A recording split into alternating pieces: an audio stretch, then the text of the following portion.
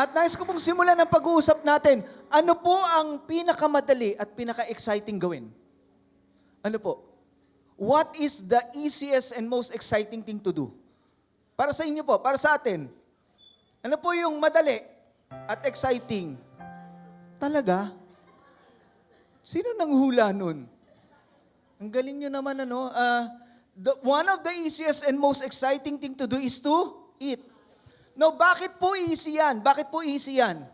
Kasi hindi mo na kailangan ng effort pag kumakain ka. Tama po ba? Hindi ka nag-effort, pinipigilan ka na nga eh. Di ba? Wala na effort, expert ka na dyan. Expert na tayo dyan sa pagkain. At yan po ay exciting. Bakit po exciting yan? Kasi po pag nakakaramdam po tayo ng gutom, na-excite po tayo kung ano kakainin natin. Tama po ba?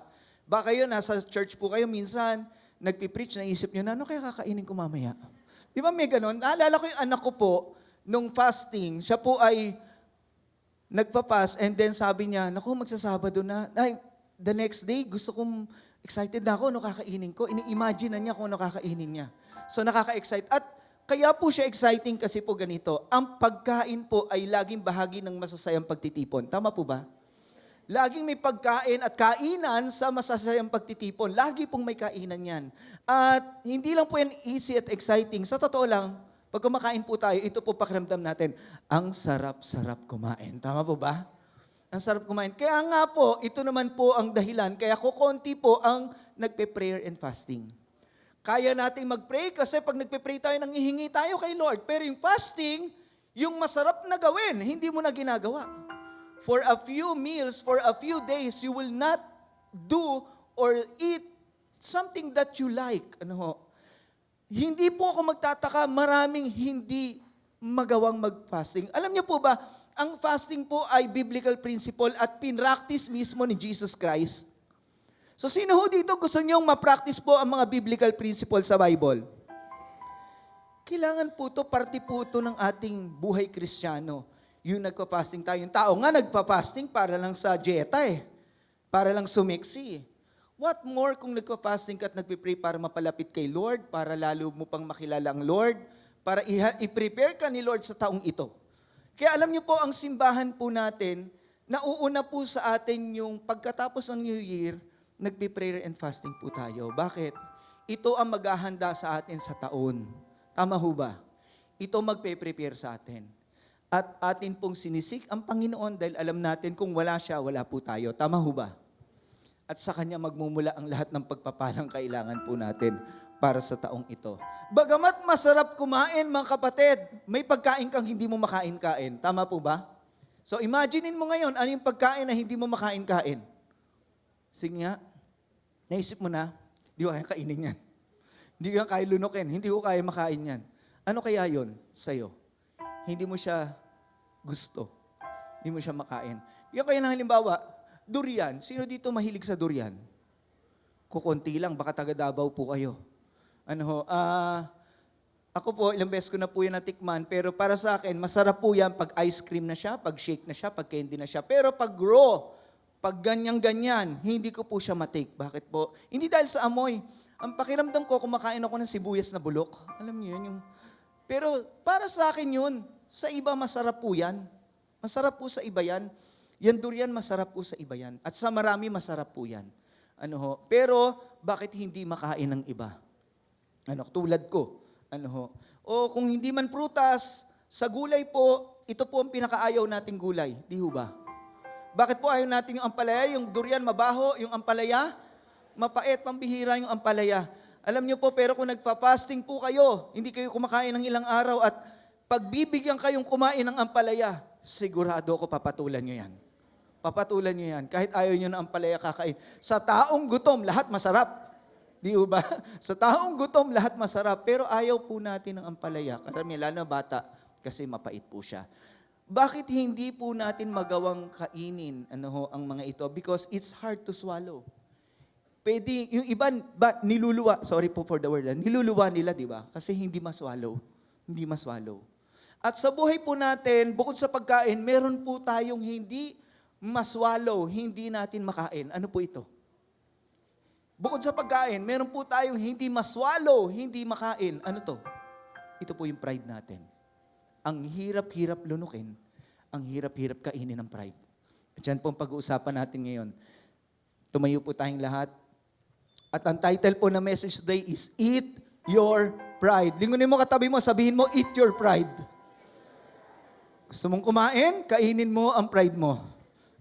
Basahin natin salita ng Diyos. Sabi po sa Jeremiah 9:23-24, this is what the Lord says, the wise person should not boast in his wisdom. Matalino ka, huwag kang maging mayabang dahil naging matalino ka. The strong should not boast in his strength. Malakas ang katawan mo, huwag kang magmalaki. The wealthy should not boast in his. Naging mayaman ka, huwag mo ikayabang ang pagiging mayaman mo. But the one who boasts should boast in this, that he understands and knows me. Sabi ng Diyos. That I am the Lord, showing faithful love, justice, and righteousness on the earth, for I delight in these things. This is the Lord's declaration. Lord, we thank you for your word, and most of all, we thank you for bringing us into a new year. It's a new beginning for all of us. And looking back at the past, Lord, you have been faithful to us. Lord, we really celebrate today. This is the first Sunday that we will worship you in a new year. We remember your goodness, Lord. And Lord, once again, as we are here in your presence, we ask, Lord, that you would speak to our hearts. Di lang puro kailangan namin at pagpapala namin ang gusto namin, kundi ang kagustuhan mo para sa amin. Lord, touch us and bless us through your word. And this we pray in Jesus' name. Amen. Amen. Sige po, malakas sa palakpak po sa Lord. Makakaupo na po tayo. At alam niyo po kung ang pride po ay mahirap lunukin. Dahil mahirap po lunukin. Minsan, hindi natin malunok, ang gagawin na lang natin, i-deny natin. Wala ko niyan, pastor. Wala po ako niyan. Wala po sa katawan ko ang pride. Wala ko niyan. Hindi ako mayabang, pastor. If we cannot swallow it, we will deny it. At kadalasan, ito po ang nangyayari. I-deny natin. Hindi naman ako ma-pride na tao. Hindi ako ma-pride na tao, pastor. Hindi para sa akin yung sermon na yun. I don't have pride. Pero narinig niyo po ba itong salitang ito? False humility? Ano po yung false humility? Ibig sabihin po ng false humility is when someone acts humble to hide or disguise their pride. Someone acts humble to hide or disguise their pride. Bigyan ko po kayo ng halimbawa. Pinuri ka, ang galing mo. Hindi naman. Pero sa puso mo, gusto mo yun. Sana mapansin naman ang galing ko. Diba? That's false humility. Diba? Na-hurt ka, tapos tinanong ka, okay lang ako. Okay lang ako, pero sa totoo, nang gagaliiti ang kalooban mo, galit na galit ka. That's false humility. Sasabihin mo, okay ka, pero galit ka pala. Di ba, nakakita na kayo ng ganon? Okay lang ako, pero galit pala siya. Di ba? Bati na tayo, pero sa totoo, hindi kita bati. Galit ako. Para lang sabihin nyo na humble ako. Pwede na yan. O kaya, mamimingwit tayo ng papuri sa iba, magsasalita tayo na negative sa sarili natin, para pag narinig ng iba, sasabihin nila, hindi naman, magaling ka nga eh. Di ba? Uy, palpak talaga ako sa presentation ko kanina. Hindi, ang galing mo nga eh. Di ba? Ganon. Pumalpak ako, pero para marinig nila at sabihin nila, hindi, okay, ang husay mo nga eh. Di ba? Those are examples of false humility. May pride pero tinatago. No? May pride pero tinatago. Meron naman, hindi na nila matago yung pride nila. Yung air of superiority. Pagdating pa lang, mahangin na. Nakita na kayo ng ganon? Wala pang sinasabi. Tinatangay ka na. Siya pa nakakuha ng lahat ng angas. Air of superiority. Maereng tao. Maere. And they feel superior to others. Ano po ito? A manner, kaugalian, affectation, appearance, anyo niya o ugali niya, behavior niya, indicative of self-importance. Ako, mahalaga ako. Mahalaga ako. Napakahalaga ko, ganon. And condescension. Ano yung condescension? Yung ang tingin mo sa kapwa mo maliit, mata pobre, nang mamaliit ng kapwa. Kung tratuhin niya ang kapwa niya, parang basahan. Ganon po yun. So pag may air of superiority, ganyan po. tatratuhin niyang iba ng hindi tama. Ano ho? Magmamalaki, magmamayabang. Ano ho? At alam niyo ho, sasabihin, isang halimbawa ko po dyan yung mga racist. Yung racist, ganito eh. Itim ka, puti ako. Angat ako sa'yo. Hindi tayo parehas. Itim ka eh. Puti ako. Racist. Sasabihin mo, Pastor, hindi naman ako racist eh. Brown ako eh. Meron naman, at hindi lang ako brown, religious pa ako, Pastor. Religious ako. Paano ako magkaka-pride? Religious nga ako. Tingnan niyo po ang Panginoon. Kinokorek niya ang mga tao sa fasting. Ultimo fasting, dapat nagpapakumbaba ka na kasi fasting nga yun, nag-humble ka kay Lord, pero nagyayabang pa rin ang tao. Tingnan niyo po. When you fast, sabi ni Jesus, do not put on a sad face. Pag nagpa-fasting ka, huwag kayong pinapakita mo, lungkot na lungkot ka, hindi ka kumakain. Sana mapansin nila, nagpa-fasting ako. Di ba? As the hypocrites do, they disfigure their faces. Yung mukha nila, hindi mo maipinta. Kasi hindi nga po sila kumakain. To show others that they are fasting. Truly, I tell you, they have received their reward in full. But when you fast, put oil on your head and wash your face. Pag nag-fasting ka, huwag may pakita, huwag may pahalata, huwag may announce, mga kapatid, inalok ng pagkain. Fasting ako ngayon eh. Prayer and fasting ngayon. Actually, 7 days nga ako eh. Di ba mga ganon? Kumbaga sa panahon natin, mag-gel ka, mag-facial wash ka, lilumusan mo mukha mo, para hindi halata. So that it will not be obvious. Kasi maraming tao, para mapansin, yung pride nila, magpapa-obvious sila. Sana ma-obvious. Yeah? Sana ma-obvious. But only to your Father who is unseen, and your Father who sees what is done in secret will reward you. Gusto ni Lord, siya lang makakita nun. Gusto ni Lord, siya lang makapansin nun. Ayaw niya na ipapangalandakan natin na nagiging religious tayo. Tama po ba? Tingnan niyo po dito sa church. Napansin ko, it has been a practice of the church many years na nagpe-prayer and fast ang church pag January. At napansin ko sa Facebook ng church, laging nagpo-post ng Day 1, prayer and fasting. Tapos may service dito, andun yung mga worker, andun yung mga tao. Day 2, Day 3, Day 4. Sabi ko, siguro mga 2-3 years ago, sabi ko, tigilan nyo na ang pagpo-post niya na. Ayoko na pinopost natin na nagpa-fasting tayo. Para naman natin sinabing, eto kami, nagpapakagutom at sinisik si Lord para makita ng lahat.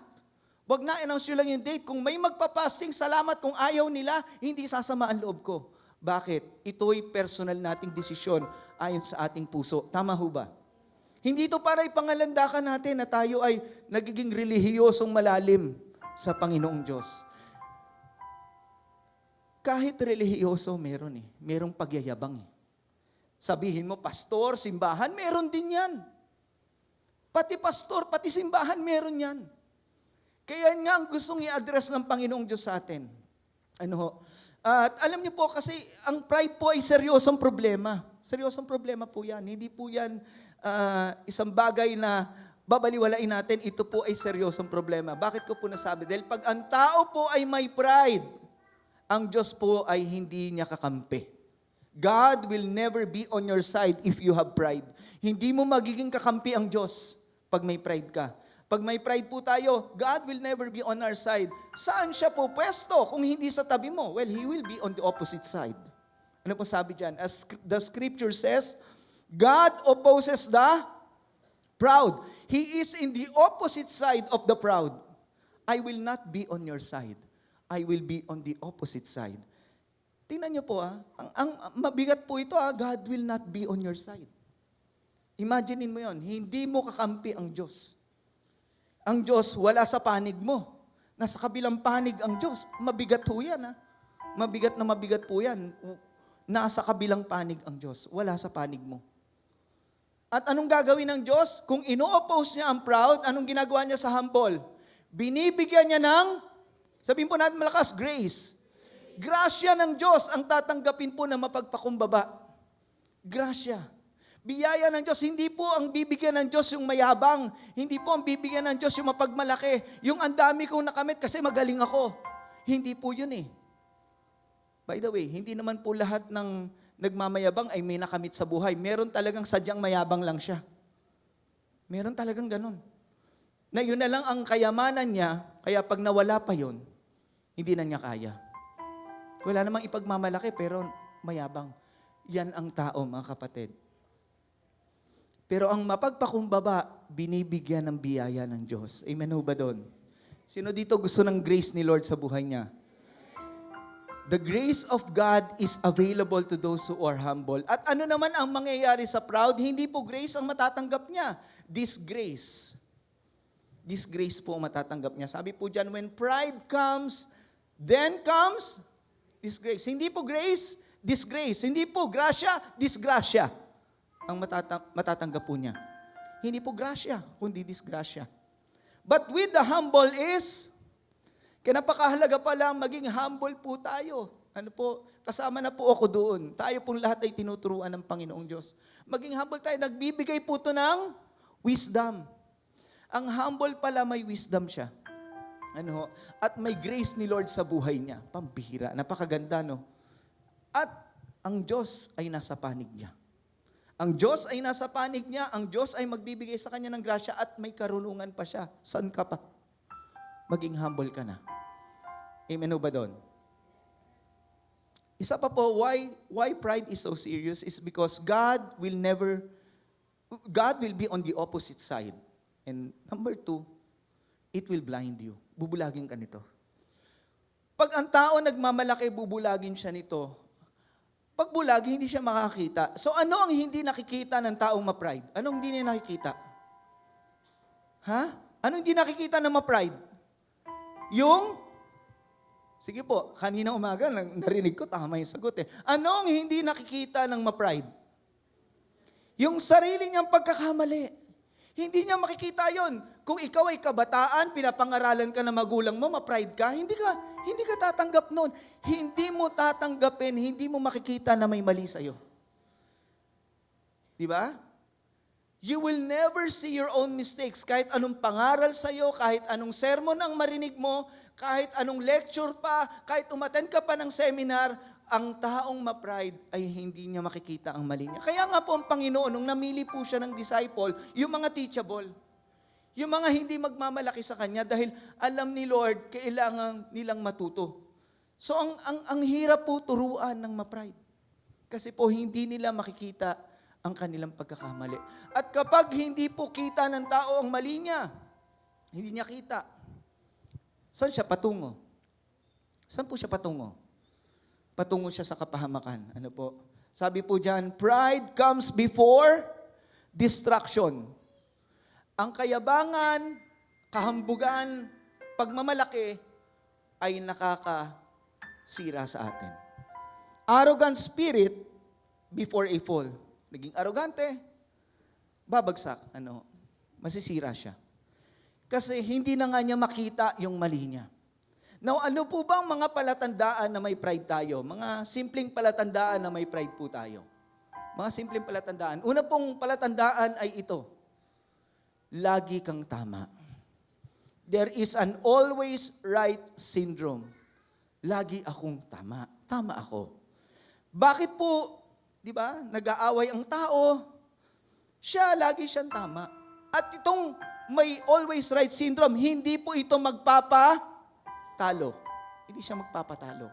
Hindi ako magpapatalo sa'yo. Kahit mali na po siya. Kahit mali na siya, hindi siya magpapatalo kasi pride ko nakataya dito. Ha? Kaya kahit mali ako, tama ako. Tama ako. Always right. So mag-isip na kayo, baka may taong ganyan sa buhay nyo, di ba? Lagi siyang tama, lagi kayo nagkakagulo. Di ba? Pag-isipan niyo po ito. Kung ang pride po ay mamiminimize sa buhay natin, kung yan ay mamiminimize, mapapaliit natin yan, hindi ba mas maganda ang relasyon? Hindi ba hindi masyadong nagkakagulo? Tama ho ba? Ganun po eh. Kaya lang, pag may pride, lagi siyang tama. Ako tama. Tama ako. At to the point na ipaglalaban niya yan, Basta ma-prove lang niya na tama siya. Ipoprove niya, ako tama. Sino sa inyo gustong manalo? At narinig niyo na po siguro to, nabanggit ko na rin to. At marahil narinig niyo na noon, kung gusto mong manalo, minsan kailangan mong magpatalo. Magpatalo. Sabi mo sa katabi mo, magpatalo ka. Pag nagpatalo ka, hindi ka laging tama. Di ba? Hindi ako laging tama, okay lang, sige. Di ba? Kaya magulo eh. Di ba? Walang gustong magpatalo. Walang gustong magpatalo. Always right syndrome. Isa pang problema niya, magi-struggle siya sa apologies. Yung apologies, magi-struggle siya dyan. Hindi niya kayang magsabi ng sorry. Ang sorry po ay 5 letra, 1 salita. Pero ang ma-pride, hindi niya mabigkas yan. Sorry. Lumabas pa sa ilong. Di ba? Sorry. Hindi niya yan mabibigkas. At kung sasabihin man niya, sasabihin pa niya ng mali. Ano sasabihin niya? Di sorry na. Oh, masaya ka na. Di ba ganon? Di sorry na. Gusto mo lumuhod pa ako sa'yo? Ha? Sorry na nga eh. Di ka pa masaya? Yeah. May ganon, nagsosorry, mali. Ganon ba ang sorry? Nahihirapan mag-sorry ang ma-pride, nahihirapan din siyang tumanggap ng sorry. Pag may nag-sorry sa kanya, hindi lang 1 beses kailangan. Hindi sapat ang sorry sa taong ma-pride. Ilang beses ba dapat mag-sorry ang tao? Di ba pag sa Diyos nag-sorry ka, Lord, sorry ha. Kulang pa, mag-sorry ka pa, 100 dapat. Hindi naman ganun eh. Si Lord, sorry. Okay, don't do it again. I forgive you. But to us, sorry, hindi pa rin sapat. Yeah? Lumayo ka sa akin. Ayoko makita pagmumukha mo. Nag-sorry na nga sa'yo eh. Ayaw mo pa makita yung pagmumukha. Tapos later on, magbabati rin naman kayo. Sige na, bati na nga tayo. Wala tayong magagawa, magkasawa tayo eh. Di ba parang, ano ba? Di ba? We struggle with apologies. Hirapan tayo mag-sorry, nahirapan tayong tumanggap ng sorry. Pangatlo, natanggi sa tulong. Tumatanggi sa tulong. Kapag tayo po tinutulungan, may concern po sa atin. Tama po ba? Hindi dahil sa tayo'y kawawa. Minsan kasi, kawawa naman ako. Hindi ako kawawa Kaya ko to. I can manage. Di ba? Huwag mo akong tulungan. Magkautang na loob pa ako sa'yo. Pag tinutulungan ka, concern sa'yo. Di ba? But people with pride will refuse to get help, to receive help. Tinutulungan ka kasi may concern sila sa'yo. Pero pag may pride, hindi yun ang basa niya. Ang basa niya, kawawa ako, mas mataas ka ngayon sa akin, hindi pwede yan. Nakukuha niyo po yun? Mababa ako, mataas ka ngayon sa akin, hindi pwede yan. Pero tumanggap tayo ng tulong. Amen ho ba? Kung kailangan natin yun. At pang-apat, lagi siyang naninisi ng kapwa niya. Palasisi ng kapwa. Ikaw, kasi may kasalanan eh. Hindi po siya. Never magiging siya ang may kasalanan. Iba ang may dahilan, kaya may problema. Kasi itong ka-office mate ko talaga na to eh. Ewan ko ba? Talaga naman. Di ba? Hindi siya, kundi iba. Laging maninisi. Pag pattern na po natin ang paninisi, nabubuo na po ang pride sa atin. Ano po? Lagi tayong, we're blaming others. Ano po? At hindi na po tayo ang may pagkukulang. Ano? Masaklap po yan kaysa sa una. Kasi yung una, lagi lang siyang tama. Ito, ikaw ang may kasalanan, hindi ako. This is how pride works. Ano po? And alam niyo po, we need to eat our pride. Kailangang mawala to sa buhay natin because it's a serious problem. And if you would say, hindi ko problema yan. Sabi po sa Bible, the heart is deceiving above all else. Pwede mong sabihin, wala ko niyan. Pero sa totoo, gusto mong pinupuri ka, gusto mong ikaw ang sikat, ikaw ang una. Nagpapagalingan ng tao. Nasa atin eh. Paano natin to tatalunin? Paano natin to ma-overcome? We need to eat our pride. So, how do we eat our pride? Paano natin kakainin ang pride natin? Paano kaya? How do we eat our pride? Sige nga, kakainin na natin. Paano? Masarap kaya? Paano ba? Let me show you what I have discovered in the Bible, how to eat our pride. We can eat. Sabi kanina, be humble. Mahirap nga maging humble eh. Paano ako magiging humble? Nahirapan nga ako maging humble eh. Ganito, para makain natin ang pride natin, we need to understand and know who God is. We need to understand, maunawaan natin at lalo pang makilala ang Diyos. The deeper you know God, the more you learn to humble yourself. The more you understand what He wants, the more you learn to humble yourself. Tingnan niyo po sabi dito. This is what the Lord says. The wise person should not boast in his. Ang matalino, hindi dapat magmayabang sa katalinuhan niya. Huwag yan na, praise the Lord, matalino ka. Cum laude o whatever, may honor ka. Praise the Lord. Pero hindi mo pwedeng ipagmayabang yan at naging mayabang ka na dahil dyan. Na kapag may taong hindi kasing talino mo, mamaliitin mo siya. Ay, mali ang grammar, oh. Ay, kulang yung ano niya, oh. Di ba? Bakit kailangan natin gawin yon? The strong should not boast in his strength. Kung malakas ka, wag mo magmayabang na malakas ka. The wealthy should not boast in his wealth. Kung naging mayaman ka, wag yan ang maging dahilan. Naging mayaman ka, naging mayabang ka naman. Wag. Praise the Lord, yumaman ka. Purihin ang Diyos. Amen po ba? Sana nga, yun pa ang nagturo sa'yo na maging matulungin ka sa kapwa mo. Maging tapat ka sa Diyos. Kasi pinayaman ka ng Diyos. Hindi lahat yumaman eh. Di ba? At ang sabi ng Panginoon, but the one who boasts should boast in this, that he what? He understands and knows me. Sabi ni Lord, nauunawaan niya ako at kilala niya ako. Yun ang maganda, yun ang dapat niyang maipagmalaki. Kasi pag kilala natin at naunawaan natin ang Diyos, matututo tayo magpakumbaba. Sabi niya that I am the Lord showing faithful love, justice, and righteousness on the earth, for I delight in these things. This is the Lord's declaration. Ito ang deklarasyon ng Diyos. Sino ba siya? Siguro dapat maunawaan natin, sino ba ang Diyos? Kapag naintindihan mo, sino ba ang Diyos? At sino ba ako? Kung ang Diyos nga ay makapangyarihan at walang kapantay, kung umasta ang Diyos, hindi katulad ng dapat, di ba? Hindi mo kakikitaan ng yabang ang Diyos. Hindi. Pero tayo, milya-milya ang layo natin sa Diyos. Tayo pa yung mayabang. Tayo pa yung mapagmalaki. Tayo pa yung nangaapi ng kapwa.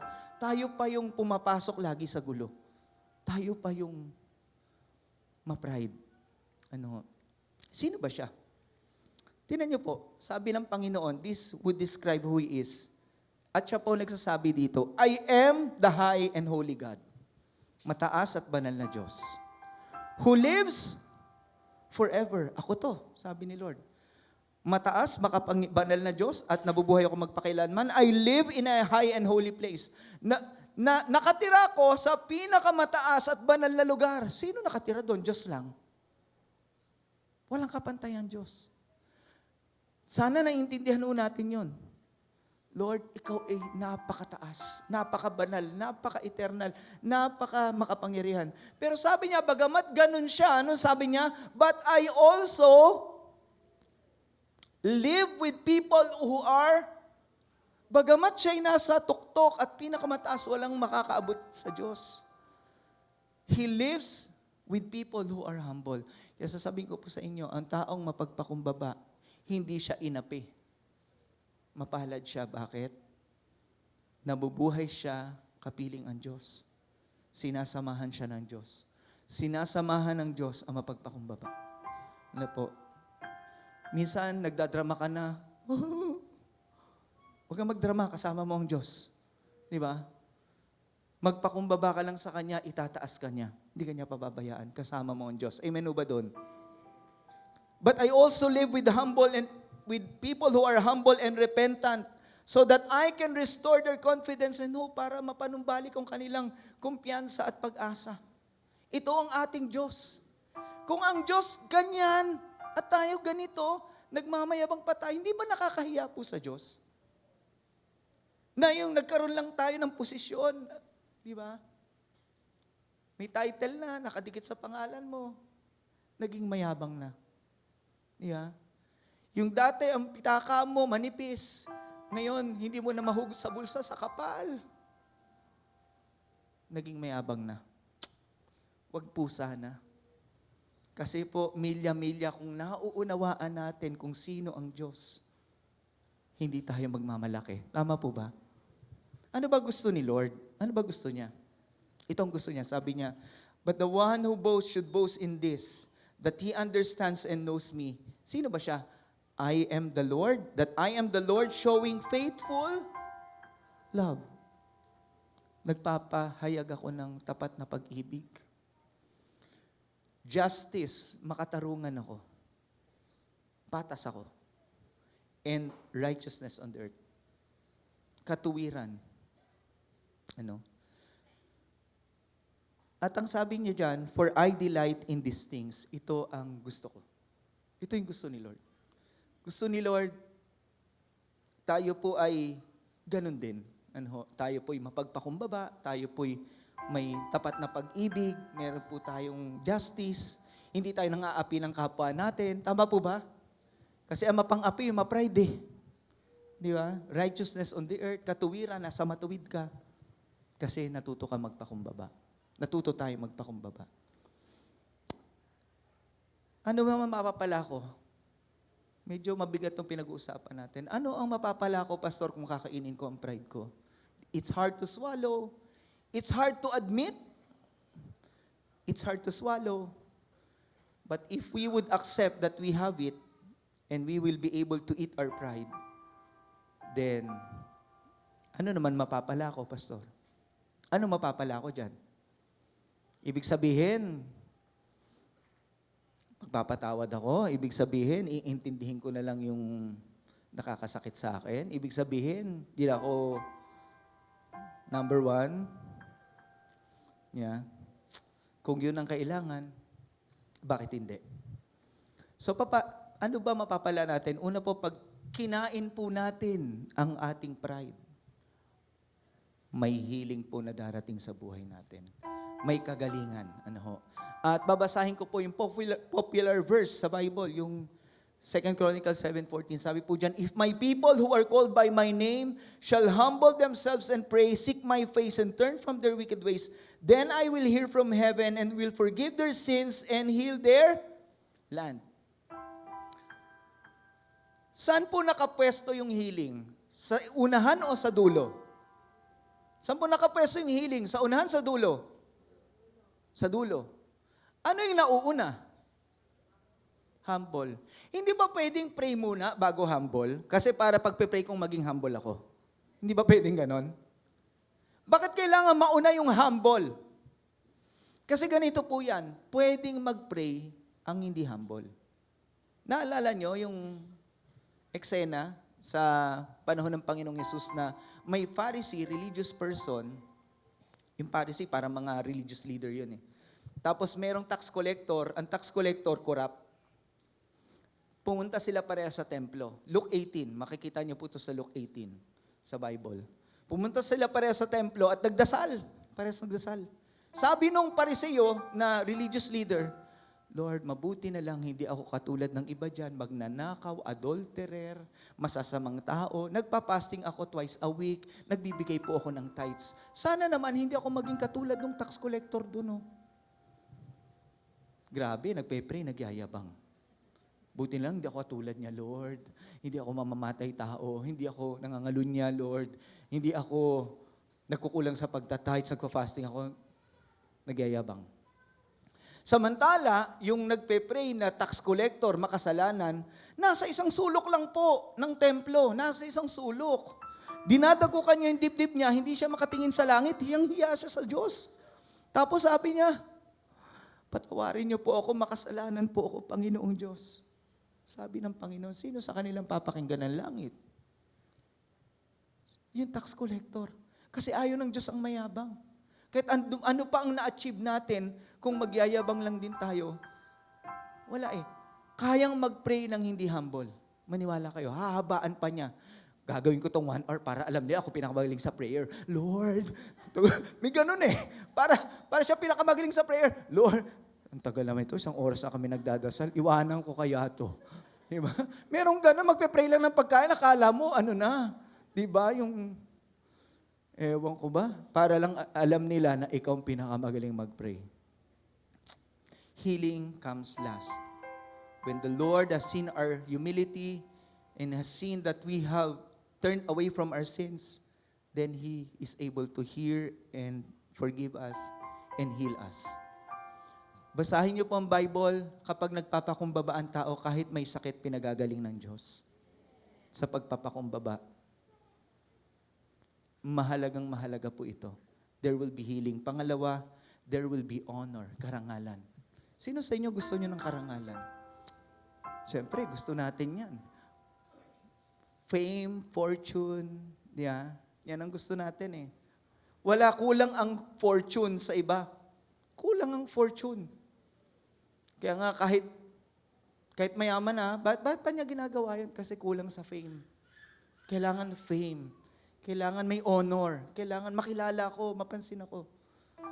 Well, honor, wag po mag-alala ang magpapakumbaba kasi yung honor, ibibigay ng Diyos sa inyo. Ano po sabi dyan? Pride ends in humiliation, but humility brings honor. Hindi ba magka-rhyme sila? Humiliation at humility. Pag may humility ka, may honor. Pero pag may pride, may humiliation. Mapapahiya lang. Napapahiya ang nagmamalaki, napaparangalan ang nagpapakumbaba. At alam niyo po, ang mapagpakumbaba, pag naparangalan siya, kanino niya ibibigay yung karangalan? Sa sarilinin ba niya? Hindi. Sasabihin niya, Lord, hindi niyo napansin sa church, Lord, we give you honor, glory, and praise. Lord, binibigay namin yung honor sa iyo. Ano man ang meron kami, binibigay po namin sa iyo, Lord. It's not ours. Hindi namin naagawin ng honor at glory mo. Kung naging magaling kami, sa iyo ang papuri, Panginoon. Yun yung humble. Bibigay niya ang honor sa Diyos. Amen ba doon? There is healing and honor, and last, there will be a healthy change. May pagbabagong mangyayari sa buhay mo. Kapag kinain po natin yung pride natin, sigurado ko, pakinggan niyo po ako, magbabago ka. Magbabago ka. At yung pagbabago na mangyayari sa buhay mo, mapapansin ng iba. At pag napansin ng iba yung pagbabago mo, hindi ka, ba't ganun? Hindi na ito nangaaway. Ba't ganun ang bait na niya? Ba't ganun dati kuripo ito, ngayon nalilibre? Anong nakain mo? Diba? Tatanungin ka pag may nagbago sa iyo, tatanong sa iyo, ano nakain mo? Ang isasagot mo, kumain ako ng pride. Kumain ako ng pride. It brings a healthy change in us. Babaguhin tayo nito. Dati, sumasagot ka sa magulang mo dahil kinain mo na yung pride mo. Sige pa more. Sermon pa more. Thank you, Mommy, Daddy, for the sermon. Mas magaling pa po kay Pastor. Diba? Tanggap mo na. Hindi ka na pumapalag. Hindi ka na nagmamaktol. Hindi ka na nagsisisigaw sa magulang mo. Naiintindihan mo na. Kakainin ko ang pride ko. Mali ako eh. Nakita nila, mali ko eh. Hindi ko nakikita, kita nila, lulunin ko na to. Babaguhin ka nito at sasabihin nila, ano nakain ito? Pride nga, ano ka ba? Nung day 1 ng fasting natin, si Brother Ronnie nag-preach, ito yung pinaka-take-away ko. Talagang the whole message, ito lang yung talagang nagmarka sa akin. Ang sabi po niya, if our fasting is true, it should change us. Kung totoo ang pagpa-fasting natin, kasi pwede ka naman mag-fasting eh. Pag hindi naman totoo, paano? Wala palang mababago sa'yo. Kadalasan, pag nagpa-fasting tayo, may hiling tayo lagi sa Diyos. Tingnan nyo tayo, gaano tayo ka-selfish. Pag magpe-prayer and fasting, Lord, gawin mong maganda ang 2024 ha. Lord, i-bless mo ko ng ganito, kailangan ko yun ha. Lord ha, ganito. Lord, ingatan mo kami, huwag kami magkasakit, Lord ha. Tsaka Lord, ganito, ganyan. Puro sa atin. Meron bang nanghingi? Lord, nagpe-prayer and fasting ako kasi ang daming kailangan baguhin sa ugali ko. Lord, hindi kita nasusunod, Lord. Lagi lang ako nagkakasala sa iyo, Lord. Pwede bang baguhin mo ako, Lord? Tulungan mo ako. Magpe-prayer and fasting ako, Lord. Baguhin mo ako. Pero bang ganun? Kadalasan yung, bigay mo sa akin, Lord. Sige na naman, please. Pahingi noon, Lord. If our fasting is true, it should change us. Babaguhin ka nito. Babaguhin ka nito. Kailangan may mabago po sa atin. At alam niyo po, pride may be hard to eat or swallow, but when you do it, you will realize that it's delicious. Mahirap man ito lunukin, mahirap man ito kainin, pero pag kinain mo to, kapatid, sasabihin mo, masarap pala. Masarap din naman pala. Ayaw mo lang gawin, masarap din pala. Bigyan ko po kayo ng halimbawa, and I will end with this. Sino ho sa inyo favorite niyo yan? Sashimi. Ako po, first encounter ko dyan, kasi sabi ko nga sa inyo hindi ako mahilig sa fish. Lalo na hilaw. Parang hiniwa lang, nilagay sa plato mo, tapos kakainin nyo na. Minsan, tinreat po kami ni Pastor Sam ng isang mabuting tao. Dinala kami sa isang magandang hotel. At pinakain kami doon ng buffet. At personal, yung chef nag-serve sa amin. Sinerban po kami niyan. Sinerban po kami niyan. Sabi ko, try ko kaya to. Siyempre, marami naman ibang pagkain doon. Buffet yun, sa hotel. Kumain ako. Alam niyo po, pagkain ko, grabe. Tumakbo na imahinasyon ko, naisip ko na yung isda, nung buo pa siya. Tapos, dumudula sa bibig ko, parang, ano ba to? Parang slimy yata to. Hindi ko malunok-lunok, I cannot swallow. Nandun yung chef. Nilunok ko na. Nilunok ko na. Tapos, alam niyo po, parang gusto kong, ayaw tanggapin na sikmura ko. Alam niyo, after that, hindi na po ako kumain. Tigil kain na ako. Na-trauma ako nung unang kain ko niyan. Another encounter, meron na namang, sabi ko sa inyo, sa mga selebrasyon, merong magagandang selebrasyon, kasayaan, may pagkain. Ayan na naman siya. Masubukan nga. Try ko. Parang nakakayanan ko na. Another encounter, ayan na naman, sinubukan ko ulit. Aba, okay pala. Hanggang ngayon, alam niyo po, kakakain ko niyan, favorite food ko na yan. Gustong gusto ko po yan. Yung dating pinandidirihan ko, gustong gusto ko na ngayon. Ano ang ibig kong sabihin? Kapag kinain natin yung pride natin, sa simula lang yan mahirap. Nakuha niyo po ako? Sa simula lang yan, it seems bad at first. But you will realize it's not bad after all. Actually, it's delicious. Kaya pag tayo po, we will always eat our pride, we will become more mature, we will become stronger, and marirealize natin, pambihira, kaya ko pala to. Pambihira, binago na ako nito. Pambihira, okay pala yun. Hindi naman pala masama. Delicious pala. Yeah. Kaya sa buhay natin, mga kapatid, ngayong taon, kung may matututunan tayong una, matuto tayong magpakumbaba. Hindi lang sa Diyos, pati sa kapwa natin. Ulitin ko po, relationships will be much better if we let go of our pride. Relationships at home, at work, in church, if that pride will not dominate, we will be able to eat our pride. And then, relationships will become much better. And alam niyo po, healing, honor, and a healthy change will come sa buhay mo ngayong taon. Amen o ba doon? Sige pa, palakpakan natin ang Panginoon. At sabihin mo sa katabi mo, lingunin mong katabi mo, sabihin mo, eat your pride. Tumayo po tayong lahat, palakpakan natin ang Diyos. Hallelujah. Let us continue to worship our God. Right now, we all lift our hands as we humble ourselves once again to our Lord. Oh, we worship you, Jesus. We worship you, Jesus. Oh,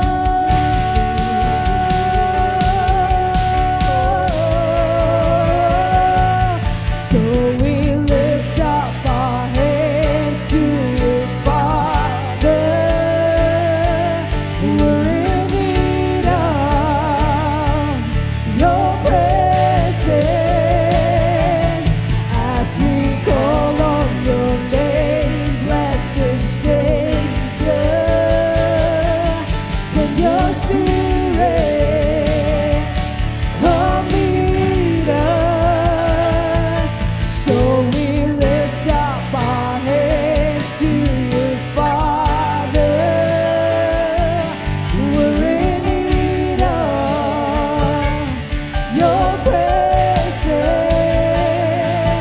as we call on your name, blessed Savior. Send your Spirit, come meet us with your love, meet us with your grace, and let the supernatural happen in this place. 'Cause when your glory falls, we will never be the same. So meet us,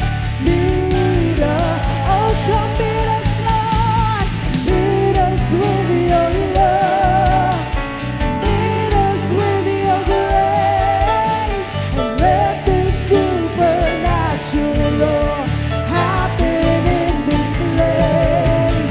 'Cause when your glory falls, we will never be the same. So meet us,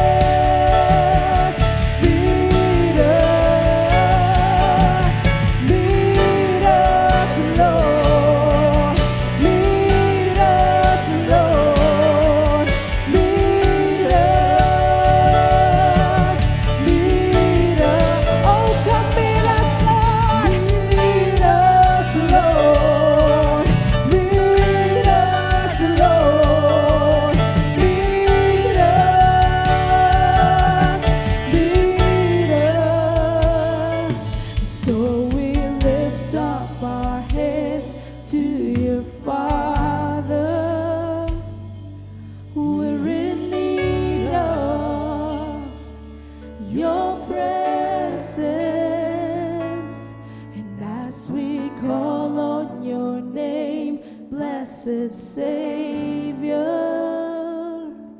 send your Spirit, come meet us. And so we lift up our hands to you, Father. We're in need of your presence,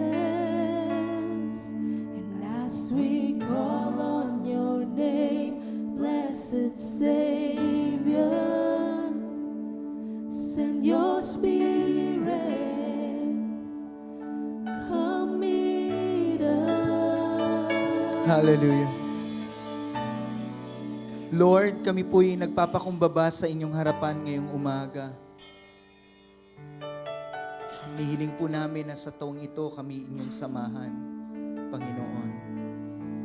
At Lord, kung ano man po ang aming natututunan mula sa inyong salita, tulungan mo po kaming maisapamuhay ito, Panginoon. That we will be able to live by your word, Lord God. Lord, salamat po na napakahalaga pala ng pagpapakumbaba sa inyo at sa aming kapwa. At tulungan niyo po kami, Panginoon, so that there will be healing, honor, and healthy change sa buhay po namin. At Lord, hindi lang po yun. Kapag kami nagpakumbaba sa inyo,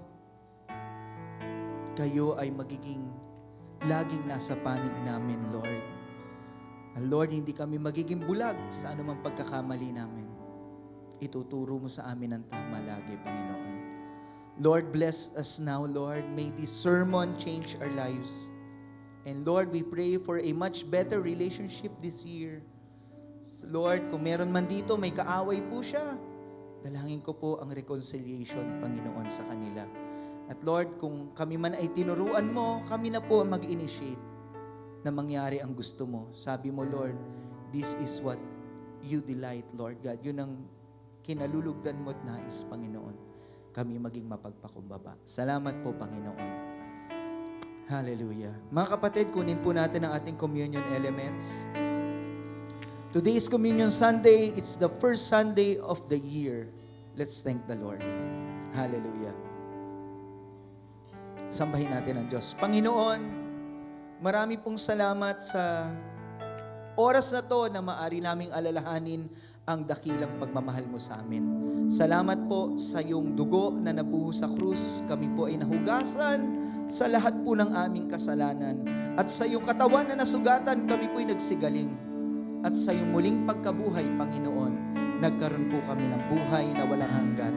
Nagpapasalamat po kami sa iyo at sa pamamagitan po ng komunyon na ito, dalangin po namin na lalo pang maging matibay ang aming pananampalataya at relasyon sa iyo. And Lord, we remember what you have done on the cross. And we declare today that you, Jesus, ikaw ang aming Lord and Savior at wala nang iba. Salamat po at pagpalain niyo po ang bawat isa at pangalan niyo lang po ang maparangalan sa pamamagitan ng komunyon na ito sa pangalan ni Jesus. Mga kapatid, kainin po natin ang ating pong komunyon.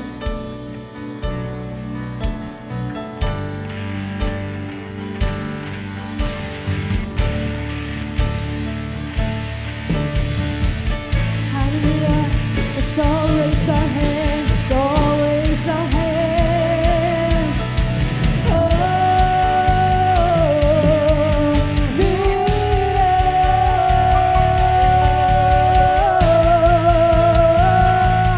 So we lift up our hands to you, Father. We're in need of your presence as we call on your name, blessed Savior. Send your Spirit, come meet us.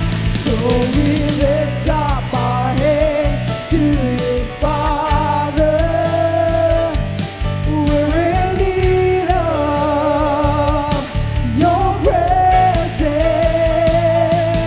as we call on your name, blessed Savior. Send your Spirit,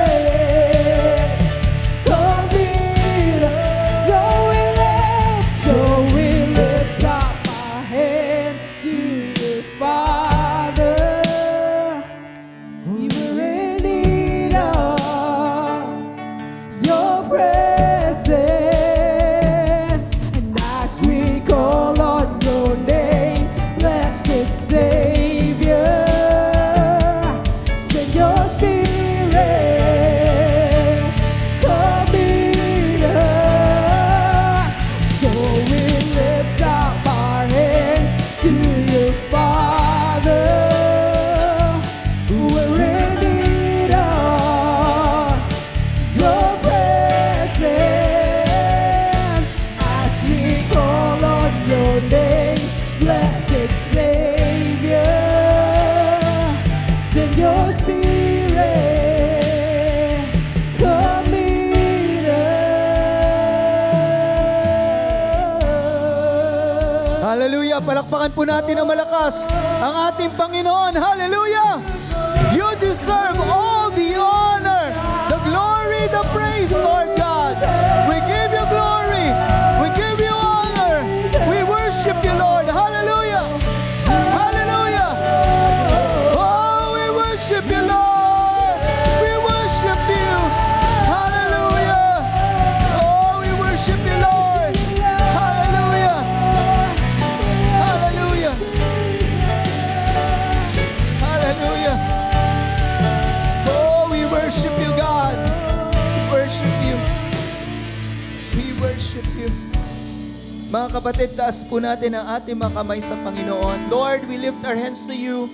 And as we lift our hands to you, we're giving you all the glory, the honor, the praise, and the worship that you deserve. And today, as we lift our hands, Lord, allow your people to receive your blessings now, Lord God. The Lord bless you and keep you. The Lord make His face to shine upon you. The Lord be gracious to you and turn His face towards you and give you peace in the name of the Father and of the Son and of the Holy Spirit. Amen and amen. Happy Sunday po. God bless.